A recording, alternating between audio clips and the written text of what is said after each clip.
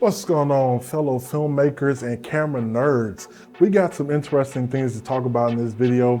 As it is, the rumored FX2 is coming up for drop this Friday, and I got some things I want to go over in this video about what is rumored to be the specs for the FX2. Now, of course, Sony's been keeping kind of tight-lipped about what's actually going to be available for this camera, and they recently just leaked some photos from their drop in Germany where they let some people test out the camera and what it's supposed to look like. It looks like kind of like the FX3 on steroids.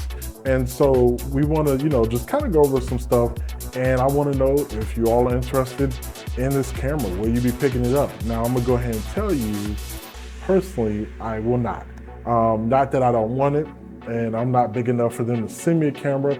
As I've heard from some other bigger creators, they haven't been sent the camera either. So with all of the tariffs and things like that going on, I'm not sure how they're gonna roll it out in the US, but we still want to kind of just see what's going to come into this camera and what's going to be going on with Sony this week. So let's get into it.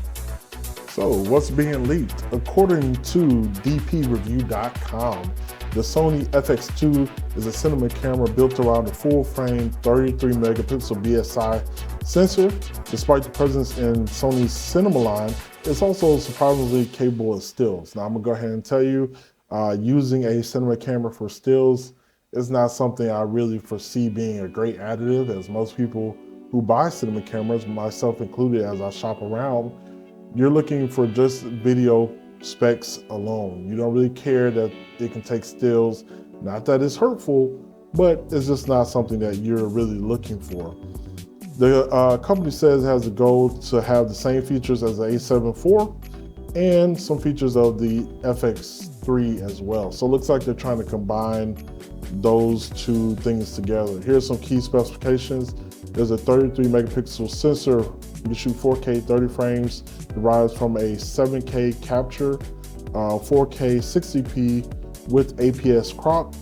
You have an AI-based autofocus tracking and video cropping modes, mechanical shutter and still mode switch, a 3.68 million dot tilting EVF, and a 1CF Express Type A and a SD card slot as well. So having dual card slots on the camera is always useful, and most cinema cameras do have dual card slots. So I see why they would put that in. If these leaks are real, this could seriously shake up the prosumer camera market, sitting right between the FX3 and FX6. But as I said, these are really just leaks. Again, from what I've looked at, what I've seen other people report on, what I've seen on some of these leak sites, Sony still hasn't backed exactly what this camera looks like, what it can do, what the features are of the camera, and what their overall goal was with this camera. So everything that you hear in this video is, again, just rumors. You know how leak sites are, they could be true, they cannot be true, we don't know. But I think that this would be very interesting to see what they do with this camera, because again, if they come out with something that could rival Lumix's drop, and if Canon drops something before the end of the year, it's a great year. But again, these are just rumors.